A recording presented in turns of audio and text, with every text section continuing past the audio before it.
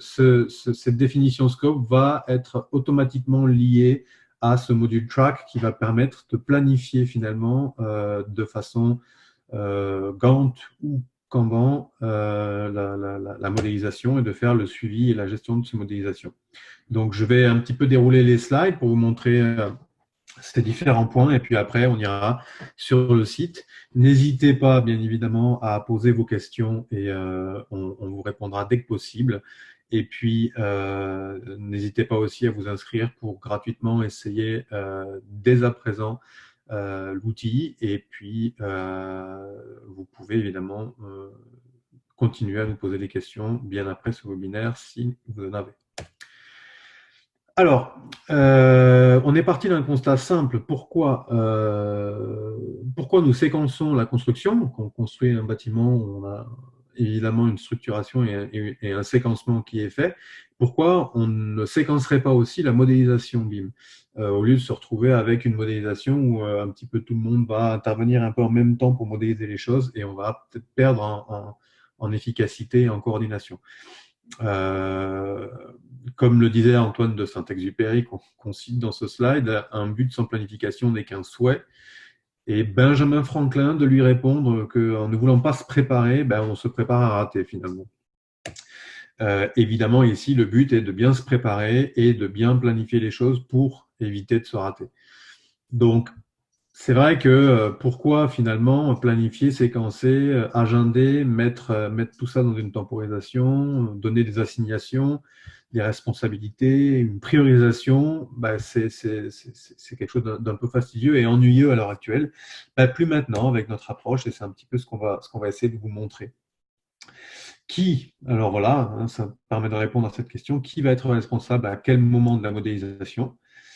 Tout ça pour éviter ces deux cas de figure. Finalement, on se retrouve souvent avec deux cas de figure quand on fait de la modélisation BIM. Soit on a pas assez de BIM, c'est-à-dire qu'on a des maquettes où on a beaucoup d'éléments qui manquent ou d'informations qui manquent et on se retrouve avec un modèle qui n'est pas vraiment utilisable selon les différentes phases et les différents cas d'usage qu'on souhaitait en faire.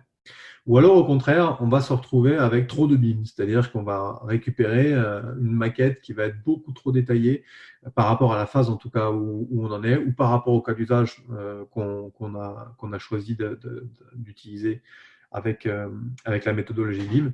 Et du coup, on ne s'en sortira pas non plus parce qu'il y a trop d'informations, tue l'information quelque part. On a aussi la problématique au niveau de la structuration de la modélisation et de la priorisation peut-être des éléments à modéliser. Qu'est-ce qui est prioritaire sur quoi? Déjà, au niveau de la modélisation, c'est des choses qu'on fait évidemment au niveau de la construction du bâtiment réel. On devrait s'inspirer de ça pour faire la même chose au niveau de la modélisation et modéliser de la bonne façon en intégrant des règles de modélisation et de structuration au plus tôt, et que ces règles soient respectées et donc avoir un suivi pour les respecter, ce qui permettra évidemment d'avoir des économies au niveau de la modélisation et de faire une modélisation la plus fiable et la plus réelle possible dès le départ. Donc voilà, c'est ce système de priorité structurée finalement où on va partir de la base structurelle et architecturale du bâtiment et puis au fur et à mesure, on va y apporter des éléments les uns après les autres, mais tout ça dans un ordre bien précis. Dans ce cas-là, on reprend un petit peu la structuration par étape finalement, mais plus par étape que par phase. L'intérêt de cette planification, c'est de nous permettre de pouvoir planifier et séquencer la modélisation du bâtiment, peut-être sur des environnements plus petits, avec des milestones, des étapes et des vérifications plus resserrées les unes les autres, pour permettre de gagner en efficacité. Et il y a d'ailleurs eu un cas d'étude qui a été fait, qu'on a mené, avec une équipe A et une équipe B. Donc l'équipe A qui modélisait de façon optimisée avec des petites séquences par étape, par petite étape, et une équipe B qui, elle, travaillait de façon plus traditionnelle avec des grandes phases, des grands jalons pour tout ce qui va être la coordination. Et il se trouve que le résultat de cette étude est assez significatif, et puis quelque part, c'est un petit peu le cas dans beaucoup d'autres industries, dans beaucoup d'autres domaines. Ben, on voit bien que l'équipe A n'a eu que 63 problèmes à résoudre sur la modélisation qui leur avait été imposée, alors que l'équipe B en a eu 235.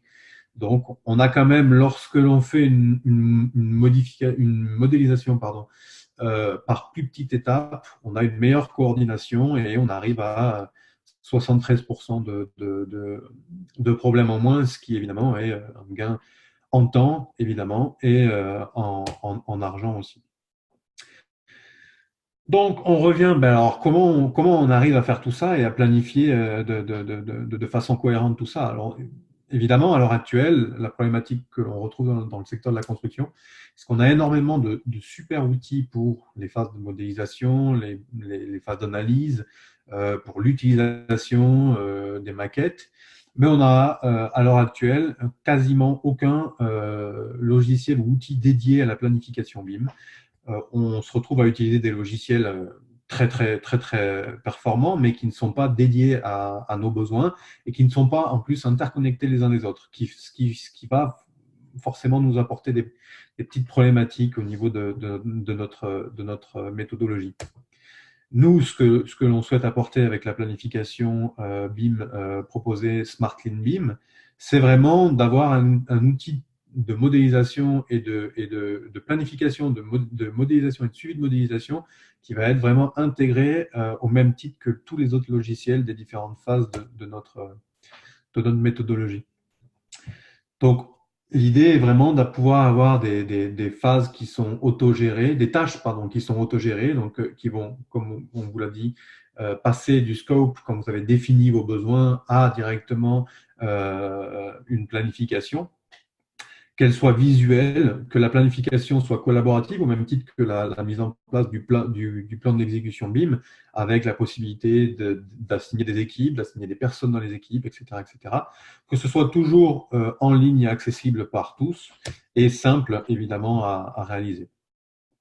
Donc, je vais un petit peu passer les slides un peu rapidement de ce que l'on va voir, et puis je vais vous faire une petite présentation en ligne. Donc pour planifier les tâches, ben, on est souvent en problématique, on est souvent déconnecté des scopes, on a souvent des projets qui sont replanifiés et sur lesquels on oublie peut-être entre-temps, ben, une fois qu'il a été replanifié, de reprendre correctement le scope et la planification des tâches liées, puisque c'est déconnecté. Et on a beaucoup d'objectifs finalement dans le plan d'exécution BIM. Et puis là aussi, la déconnexion entre les outils font que ben, on perd un petit peu cette notion-là lorsqu'on est sur les phases de scope et de planification des tâches. Donc l'idée ben, va être de vous montrer ce lien entre le module scope et le module track et de voir comment les deux interagissent. Vous allez vous rendre compte que finalement les tâches sont gérées de façon très visuelle avec une gestion d'équipe, d'assignation et vraiment une flexibilité dans ce travail-là. Après, ben, la deuxième complexité qu'on a lorsqu'on fait une planification, c'est de séquencer justement les tâches, savoir qui doit faire quoi en assignant aux bonnes personnes au bon moment les tâches. Donc, c'est aussi ce qu'on va vous montrer, de pouvoir en fait définir des étapes, même des étapes intermédiaires dans la planification pour pouvoir en fait faire une meilleure coordination, filtrer par tâche, filtrer par équipe, filtrer par personne de l'équipe pour savoir que cette personne elle va avoir sa liste, sa to-do list de ce qu'elle doit modéliser pour les prochaines étapes et à quel moment avec toutes les données nécessaires à son travail. Donc voilà, et puis après, ben, on a l'impression de ces fameuses cartes pour faire une planification Kanban, donc Lean, pour pouvoir justement ben, optimiser notre modélisation en équipe.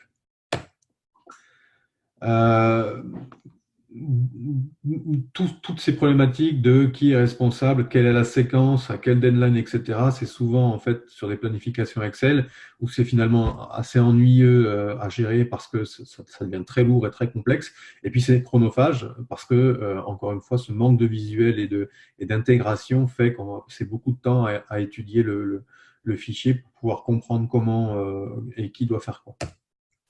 Là, encore une fois, le but, c'est de vraiment pouvoir faire de l'assignation et de la visualisation rapide de qui doit faire quoi à quel moment, avec un suivi des tâches vraiment intégré.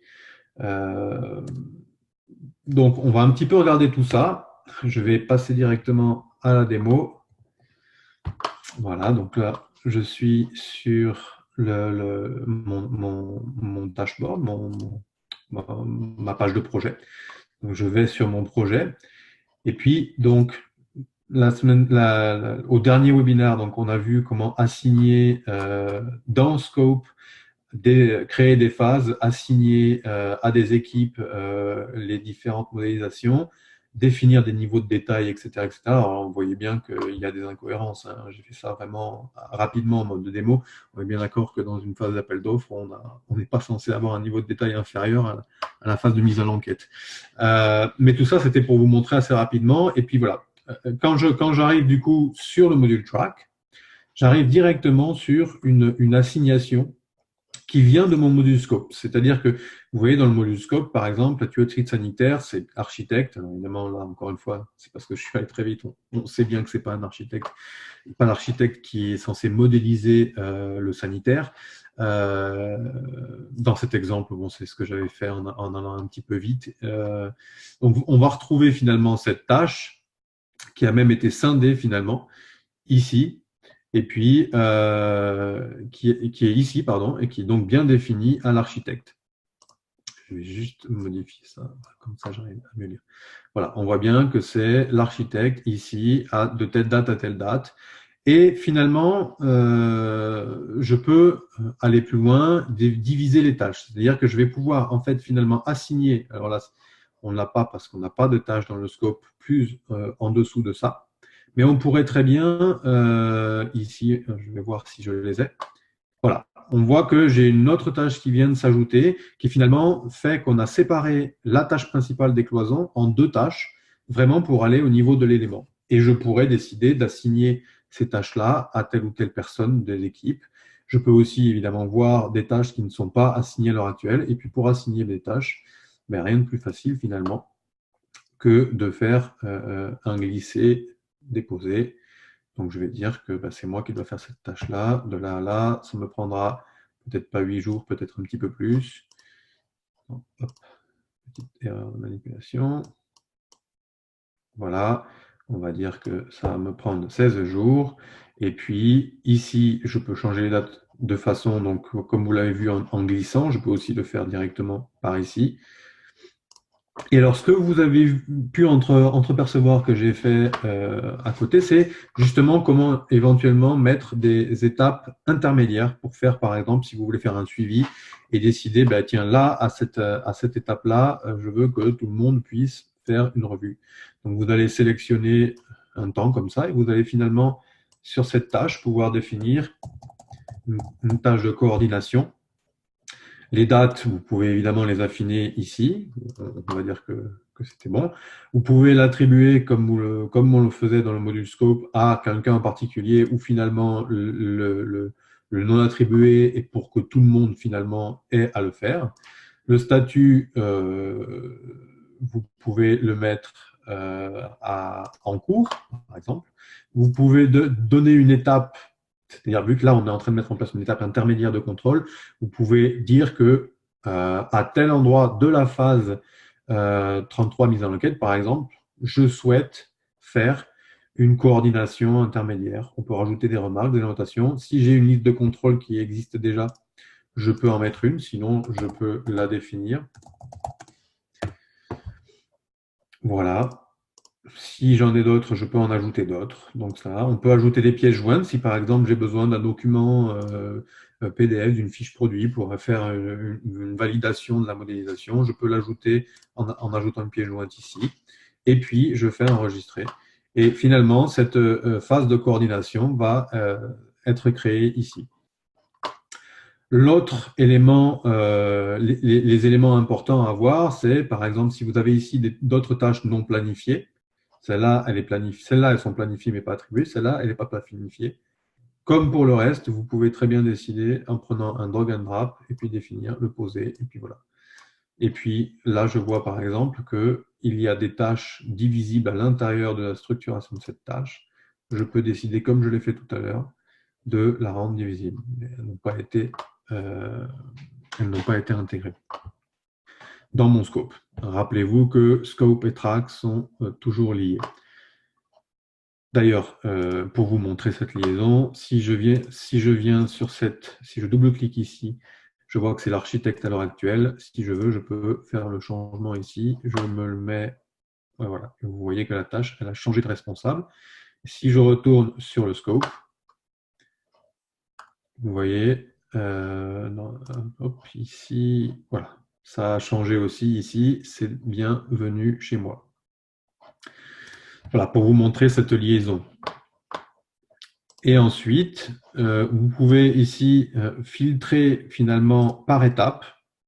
Je peux par exemple voir que ce qui concerne la phase 33, la mise à l'enquête, ou que ce qui concerne l'appel d'offres, ou toutes les tâches que vous avez, toutes les étapes que vous avez pu intégrer, ou alors filtrer par équipe. Vous pouvez ici filtrer que les tâches qui vont être affectées à moi. Vous voyez, si je l'ai fait, j'ai filtré et voilà, je ne vois plus que les tâches qui me sont affectées. Donc là, je peux revenir. Et vous avez aussi la possibilité de filtrer par membre d'équipe. Donc, vous voyez, par exemple, dans mon équipe, dans l'équipe, ici, j'ai Akosh et moi. Je peux demander à ne voir que ce qui a été donné à faire à Akosh. Voilà. Et si je reviens sur moi, j'en ai deux qui sont sélectionnés. Donc, évidemment, on peut sélectionner plusieurs membres. Et quand je fais ça, j'ai ce qui a été renseigné pour moi. Voilà, pour ce qui concerne le filtrage, vous pouvez effectivement aussi faire une filtration par date, si vous ne voulez pas suivre des phases, mais que vous voulez vous dire, tiens, par exemple, du 21 octobre au 24 octobre, qu'est-ce qui a été planifié à faire? Et puis, vous pouvez le voir aussi de cette façon-là. Ça vous permet vraiment de pouvoir avoir une vision sur tout ce qui a été planifié et un suivi du coup très précis jusqu'à l'élément, selon votre structuration scope, de votre planification de modélisation. Et ensuite, vous avez la possibilité de faire un suivi Kanban. Donc, si vous allez ici, à côté de calendrier, vous avez la possibilité d'afficher les cartes. Et là, vous allez pouvoir voir finalement, dans le système de cartes Kanban, toutes les cartes qui sont en cours, enfin les tâches donc qui sont en cours. Et là, c'est le même principe. Quand vous cliquez dessus, vous allez retrouver qui est le responsable, quelle équipe est responsable, éventuellement quelle personne dans l'équipe est responsable, la phase de quand ça doit être modélisé, les dates, pardon, la phase, le moment, est-ce que c'est déjà en cours de modélisation ou pas, les checklists, les différentes pièces jointes, etc. Et vous pouvez évidemment faire ça pour toutes les cartes que vous avez. Ce qui vous permet vraiment de faire un suivi très précis. Et une fois que vous êtes ici, vous pouvez aller sur Imprimer pour faire une impression des cartes, de vos différentes cartes, pour pouvoir éventuellement aller les découper et faire une pause sur tableau pour faire vraiment un suivi Kanban lean, comme vous pouvez peut-être avoir l'habitude de faire déjà à l'heure actuelle. Et vous voyez que tout est écrit, qui est responsable de la tâche, le statut de la tâche, la phase à laquelle elle a été faite, et vous pouvez après faire vos commentaires directement en écrivant sur les cartes. Voilà, je pense que je vous ai montré à peu près tout. Je vais revenir sur la présentation. Donc, voilà, vous avez la possibilité avec cette approche Smart Lean Beam et cet outil de planification de pouvoir automatiser les liens entre la définition des besoins, des niveaux de développement de vos éléments, ce que habituellement on fait sur un fichier Excel qui est donc déconnecté d'une planification à côté. Et là, vous avez un outil qui intègre les deux, à la fois la définition des besoins et derrière, du coup, la planification de vos tâches et de pouvoir en faire le suivi de façon optimisée, même avec un compte gratuit. Et pour ceux qui connaissent déjà un peu l'outil et qui voudraient aller plus loin et le tester sur un projet réel avec le potentiel et la puissance de l'outil, je vous invite à utiliser le code promo BIMAXS10 qui vous apportera une réduction de 10% sur votre première annuité avec Load Planner.